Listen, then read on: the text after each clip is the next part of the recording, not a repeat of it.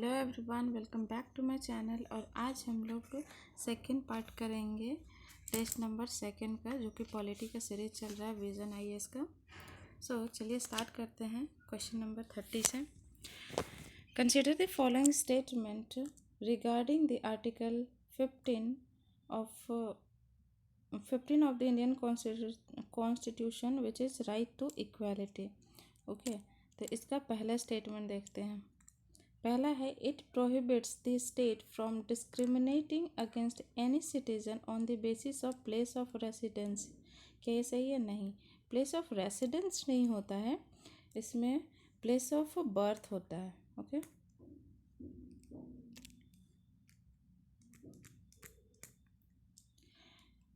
And और कौन से बेसिस पे?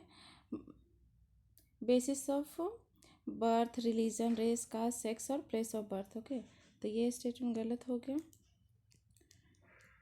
अब दूसरा हम देखते हैं। Under this article the state has been empowered to make special provisions for women and children. ये करेक्ट है।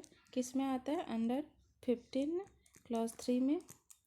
नेक्स्ट है statement, it allows the state to make any special provision regarding minority educational institution. नहीं, ये भी गलत है। तो कौन सा? Option A is correct which is only 2। Okay, next question पे हम आते हैं। वो है, consider the following statement, unlike the national emergency martial law doesn't affect centre state relation. क्या स्टेटमेंट सही है? जी हाँ, statement 1 is correct. And next है, martial law suspends ordinary law and institutions in the area while courts and government continue to work under the national emergency। ये भी statement सही है। तीसरा है, on grounds of the imposition of national emergency has been defined in the constitution but no such grounds have been defined in martial law। National emergency का ground defined है under article 352, but martial law का कोई definition कहीं define नहीं किया गया है। ठीक है, तो इसका आंसर क्या हो जाएगा? All of the above is correct. Okay, next है, नेक्स्ट क्वेश्चन है,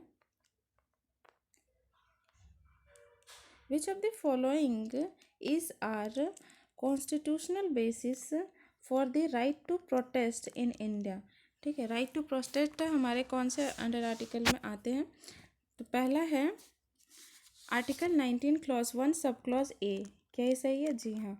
इस क्लॉज में क्या है, मतलब इस आर्टिकल में क्या है? All citizen shall have the right to freedom of speech and expression under 19(1)(a and 19(a)(b में क्या है? 1(b) में क्या है? तो वो है assembly peaceful and without arms. ये है इसमें 19 क्लॉज 1 सब क्लॉज बी में। ओके, नेक्स्ट आर्टिकल है आर्टिकल 15, जिसमें अभी हमने पहला क्वेश्चन में ही देखा था कि ये राइट टू प्रोटेस्ट का नहीं है। ये है, state shall not discriminate against any citizens on grounds only of religion, race, caste, sex, place of birth और एनी ऑफ देम। ठीक है, तो इसका आंसर क्या हो जाएगा? 1 and 2 आर करेक्ट, तो option number B is correct. Okay, next question है हमारा, which of the following recommendation were made by the सरदार स्वर्ण सिंह कमेटी। सरदार स्वर्ण सिंह कमेटी कौन सा ये बनाए थे? तो वो थे, रिकमेंड किए थे फंडामेंटल ड्यूटीज़ के लिए। ठीक है, अंडर आर्टिकल 4A। तो इसका स्टेटमेंट क्या है? पहला, it recommended the inclusion of the separate chapter of fundamental duties in the constitution। correct। next है, it recommended that the parliament may provide the imposition or of penalty or punishment for any non compliance with any of the duties। correct। and next है, it recommended that make failure to comply with fundamental duties failure to comply with fundamental duties as a ground for disqualification of the elected representative। ऐसा कोई ground नहीं था। ठीक है, तो statement 3 is wrong. तो इसका कौन सा आंसर सही हो जाएगा? Option C, 1 and 2 are correct. Okay, आगे हम नेक्स्ट क्वेश्चन पे आते हैं।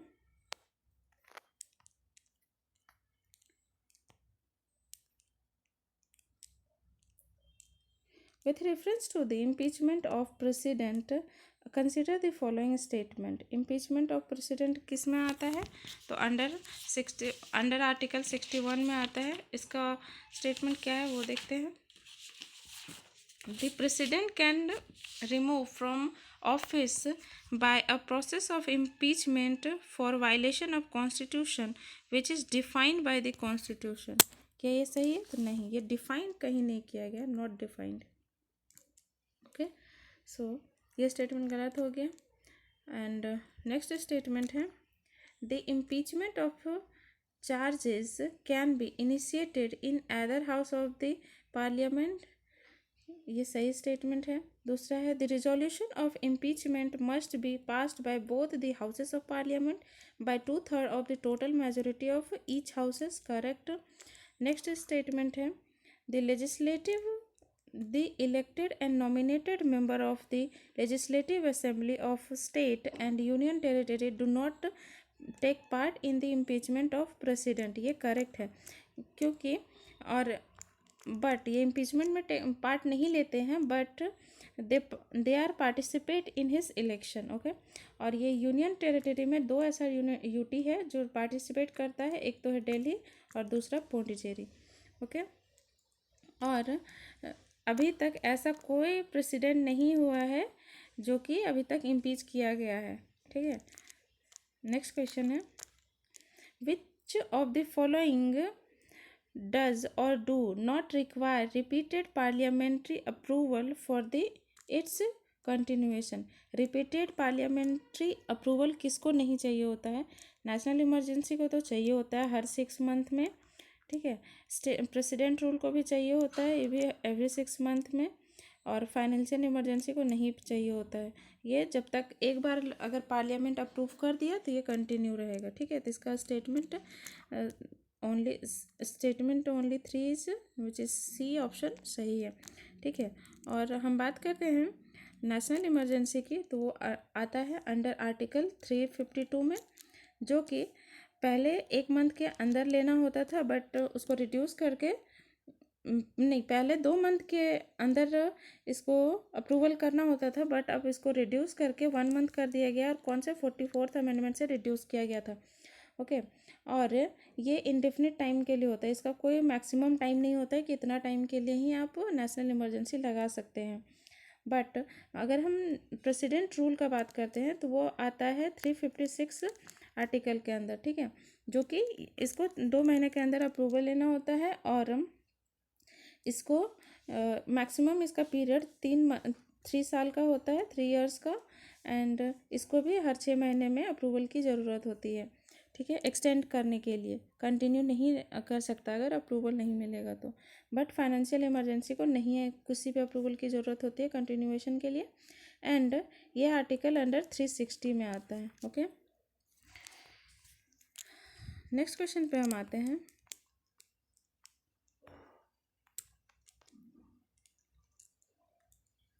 Which of the following reflects the most appropriate fundamental of meaning of fundamental in fundamental right as enshrined in the Constitution of India?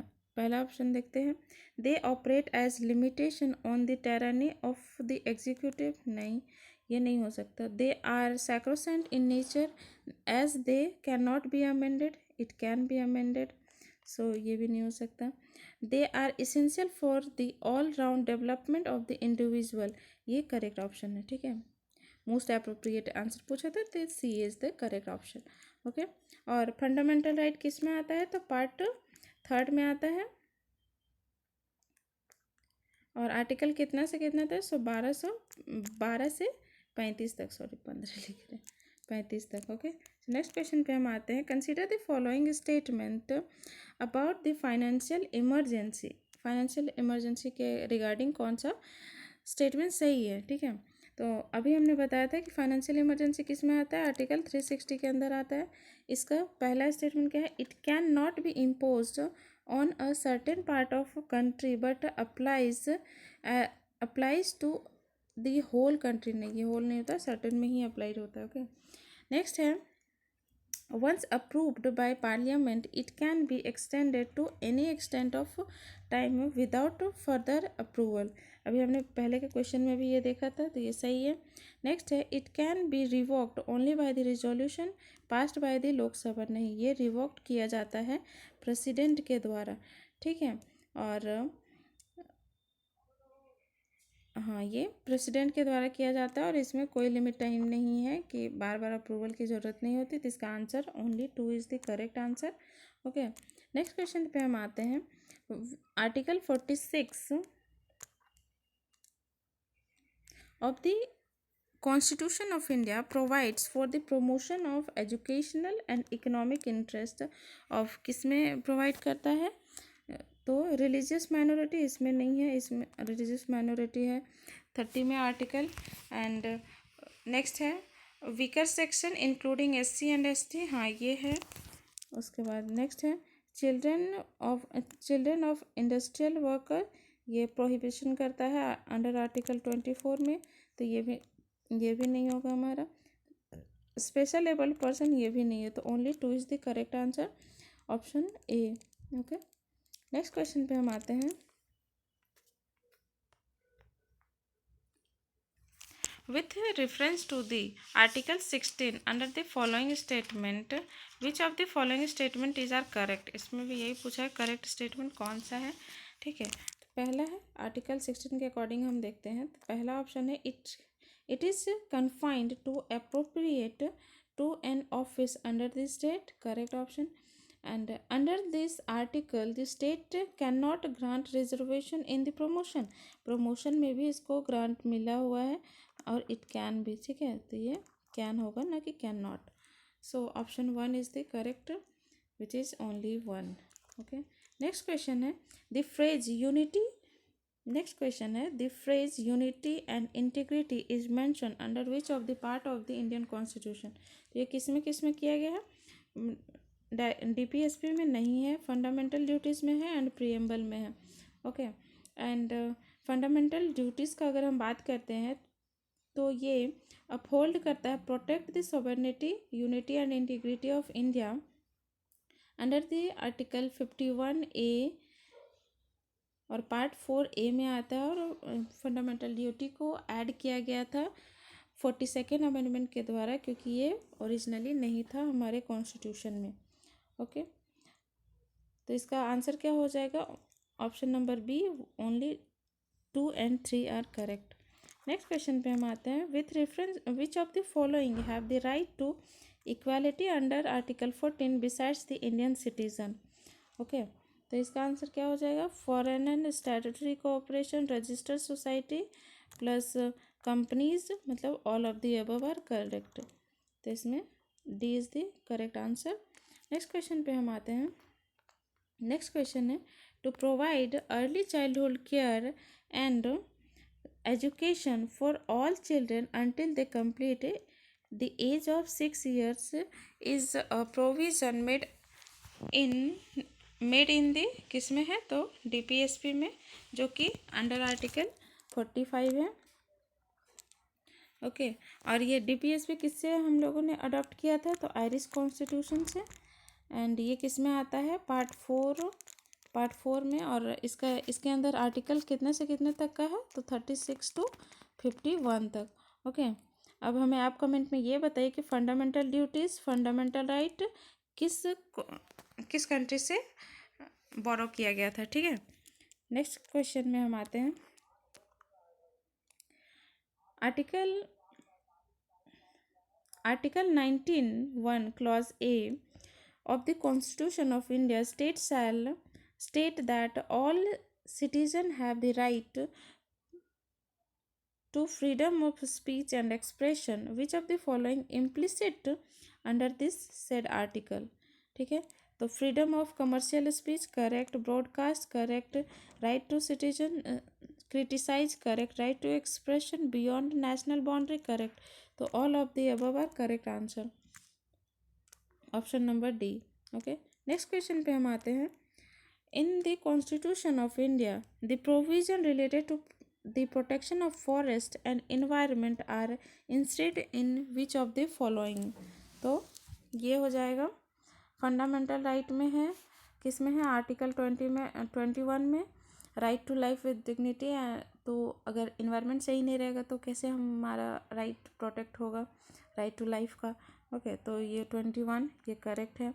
DPSP under 48 article 48A में है, क्योंकि ये इसको ऐड किया गया था 42nd कॉन्स्टिट्यूशन अमेंडमेंट में, तो ये भी करेक्ट है। फंडामेंटल ड्यूटी की बात करें हम तो 51A सब क्लॉज जी में है, जो कि ये भी बाद में कॉन्स्टिट्यूशन अमेंडमेंट से ऐड किया गया था। एंड नेक्स्ट है 7th शेड्यूल का कॉन्करेंट लिस्ट में आता है, ठीक है, कॉन्करेंट लिस्ट में आता है जिसमें कि स्टेट और सेंटर दोनों अपना बना सकता है रूल्स एंड रेगुलेशन और प्रोटेक्ट कर सकता है मिल के, ठीक है। और ये किसके अंदर आता है, आर्टिकल 256 के अंदर। ओके, सो इसका आंसर क्या हो जाएगा, all of the above are correct. Next हम आते हैं अगले क्वेश्चन में।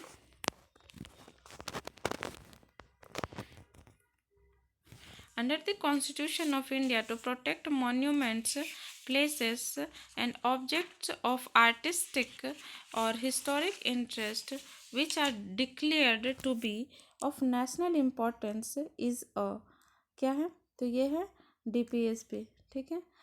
Under DPSP represents DPSP represents ideology of liberalism also, okay. So option A is correct answer. And next question पे हम आते हैं 46। Consider the following statement of Indian constitution, consider the following statement, okay. तो इसके context में कौन सा सही है, तो पहला है the term minority is defined under article 30 of the Indian constitution. नहीं, कहीं भी माइनॉरिटी टर्म को डिफाइन नहीं किया गया है, ठीक है। और अंडर आर्टिकल 30 में क्या होता है, under the constitution recognise religious plus linguistic minority, ना कि कोई, बट माइनॉरिटी को कहीं डिफाइन नहीं किया गया है, क्योंकि माइनॉरिटी हर तरीके से अलग अलग होता है। कहीं सपोज दैट रिलीजियस माइनॉरिटी का अगर हम बात करते हैं तो जम्मू कश्मीर में मुस्लिम की संख्या ज़्यादा है बट हिंदू की कम है, तो वहाँ पे माइनॉरिटी में हिंदू है। बट अदर स्टेट का हम बात करेंगे तो उसमें हिंदू अगर ज़्यादा है और मुस्लिम कम है तो उसके लिए मुस्लिम माइनॉरिटी हो जाएगा। तो ये स्टेट बाय स्टेट डिफर करता है, इसीलिए इसको यहाँ पे रखा गया। एंड दूसरा है लिंग्विस्टिक, कहीं कोई भाषा ज़्यादा बोला जा रहा है, कहीं कोई, ओके। तो नेक्स्ट हम आते हैं, नेक्स्ट स्टेटमेंट है, तो ये पहला स्टेटमेंट गलत था, तो ये खत्म, ये खत्म। अब दूसरा स्टेटमेंट देखते हैं। Under article 28 religious instruction is permitted in educational institution established under any endowment or trust and administered by the state। तो ये सही स्टेटमेंट है, ओके। नेक्स्ट है 29 grants protection only to the linguistic minority. ये only linguistic नहीं होता है, linguistic के साथ साथ आपको रिलीजियस एज वेल एज इसको कल्चरल माइनॉरिटी भी इसके अंदर आता है, ठीक है। तो ये अकेले सिर्फ ओनली नहीं होगा 29 में, लिंग्विस्टिक, रिलीजियस एंड कल्चरल तीनों हो जाएगा, ओके। तो ये स्टेटमेंट भी गलत हो गया, तो only 2 is the correct statement which is called C, option C, okay. Next question पे हम आते हैं। Which of the following statements is are correct with reference to the vice president of India, ठीक है। वाइस प्रेसिडेंट के according कौन सा statement सही है। A formal impeachment is not required for his approval, correct, under article 67 में ये बोला गया है। नेक्स्ट है, he can be removed by a resolution of the Rajya Sabha passed by the majority of all of them members of the house and agree to by the Lok Sabha, ये correct statement है, ये भी करेक्ट है। नेक्स्ट है, no ground has been mention in the constitution for his approval, okay, ये भी correct है। तो इसका आंसर क्या हो जाएगा, option number C, option C which is called 1, 2 and 3, all of the above are correct. Next question है हमारा, कंसिडर द फॉलोइंग पेयर्स। इसमें पार्डन के बारे में पूछा है, ठीक है। तो टाइप्स ऑफ पार्डन और उसका डिस्क्रिप्शन, उसमें क्या किस ग्राउंड में पार्डन मिलता है, ठीक है। पहला है कम्यूटेशन। कम्यूटेशन में क्या होता है और इसमें क्या चूज़ करना है, तो इसमें करेक्ट स्टेटमेंट चूज़ करना है, ठीक है। तो पहला है कम्यूटेशन। कम्यूटेशन में क्या होता है, changing death penalty to a life sentence, correct. यह ऑप्शन करेक्ट है, ठीक है। मतलब इसका जो स्टेटमेंट डिस्क्रिप्शन है, कम्यूटेशन का मतलब यही होता है changing death penalty to a life sentence, okay. Next है रेमिशन। रेमिशन में क्या होता है, किसका पेनल्टी जो है वो रिड्यूस कर देता है, तो ये नहीं होगा इसका। तो reducing 30 years of rigorous imprisonment to 20 years। और रेमिशन का मतलब ही होता है कि उसको जो भी पनिशमेंट मिला है, रिग्रेस पनिशमेंट, उसको कम कर देगा, ना कि उसको पनिशमेंट का ईयर कम कर देगा। कि अगर मान लो 30 years के लिए मिला है तो 20 कर देगा, 15 के मिला है तो 10 कर देगा, ऐसे करके। बट उसका जो जिस तरह का पनिशमेंट मिला है वो वैसा ही रहेगा, ओके। नेक्स्ट आता है, तो ये गलत हो गया।